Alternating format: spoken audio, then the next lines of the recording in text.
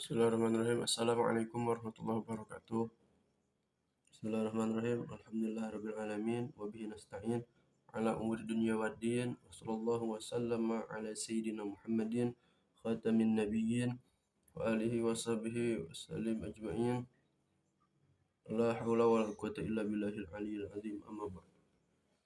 Baik, terima kasih. Sekarang kita akan menjelaskan tentang pasal syarat sesuci dengan batu. Bismillahirrahmanirrahim. Pasrun utawi iki ikulah pasal sewiji syurutu ijza'il hajari utawi pira-pira syarat sesuci kelawan watu iku samaniyatun 8 ayyakuna sewiji yen ta'ana opo hajar iku bisalah sati ahjarin kelawan 3 pira-pira watu wa ayangqa lan yentah suci opo al mahalu panggonane wa alla yajifa lan yenta ora garing opo an najasu najis wala yang takila lan yenta ora ulah walih sopo wong wala yatro'a lan yenta ora anyar teka alaihi ing atase najis opo akharun najis kang meneh wala yujawiza lan yenta ora ngaliwati opo najis sofhatahu ing lempat-lempit bokonge si wong wa asyafatahu lan hasyafahe si wong wala yusibahu lan yenta ora ngenani ing najis opo maun banyu wa antakuna lan yenta ana opo al ahjaru pira-pira watu iku tahiratan suci. Baik. Syarat sesuci dengan batu itu samaniyatun, ada 8.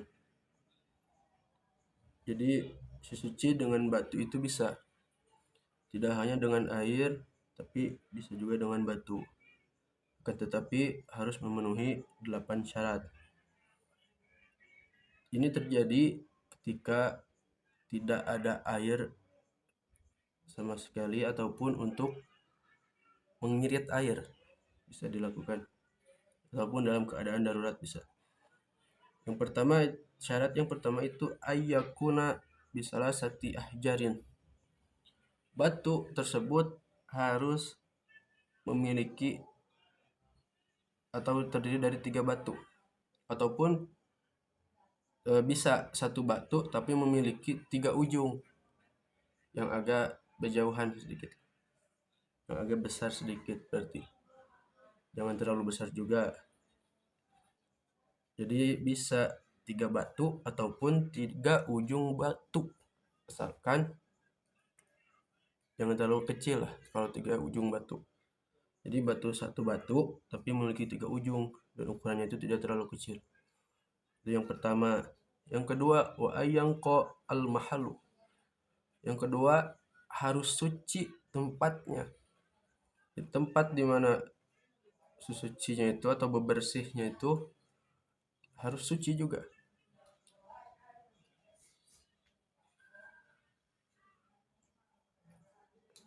Batunya juga harus suci. Juga tempat di situnya itu harus suci. Itu yang kedua. Yang ketiga, wa alla yajifa, dan harus atau jangan garing, jangan kering opo najisnya itu. Jadi najis tersebut jangan sampai kering. Kalau najis misalnya air kencing, berarti jangan sampai kering terlebih dahulu baru disucikan dengan batu. Kalau sudah kering berarti harus disucikan dengan air. Ataupun misalnya kotoran kita BAB misalnya, itu jangan sampai kering kotorannya. Kalau sudah kering berarti tidak bisa disucikan dengan batu, harus disucikan dengan air. Yang ketiga, yang keempat, wala yang takila, dan jangan berpindah-pindah. Misal membersihkannya satu batu di tempat ini terus di tempat mana itu jangan. Jadi harus di satu tempat membersihkan. Terus itu yang keempat. Yang kelima, wala yatro'a alaihi akharun. Tidak boleh ada najis yang baru yang mengenai najis yang lama itu. Jadi semisalnya sudah ada kotoran kita, terus ada air kencing yang baru keluar misalnya, terus kena najis itu. Nah, itu tidak boleh. Jadi intinya harus satu najis itu, satu kotoran itu. Jadi kalau ada lagi misalnya, ataupun misalnya darah, misalnya langsung ada darah, nah itu tidak bisa disucikan dengan batu, harus dengan air. Itu yang kelima.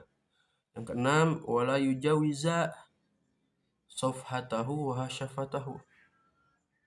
Tidak boleh mengenai atau kemana-mana lah kalau bahasa ini.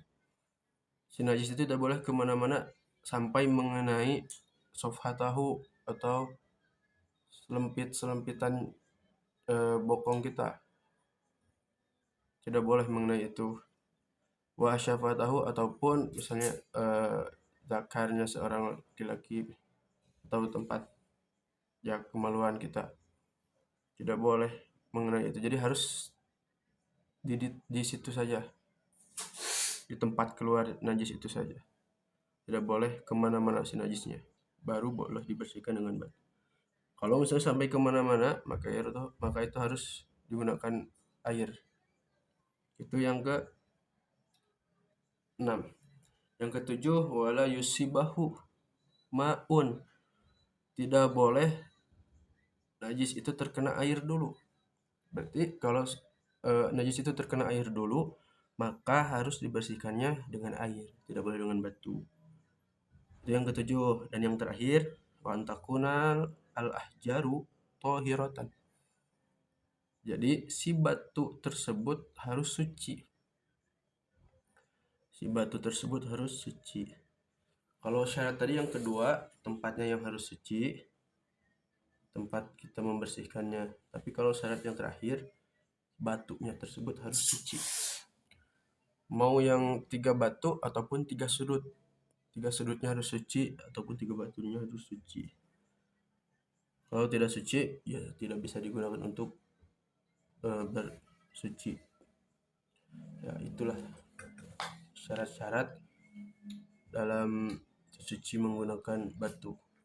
Ini bisa terjadi sekali lagi ketika tidak ada air ataupun di tempat-tempat yang sulit air atau darurat.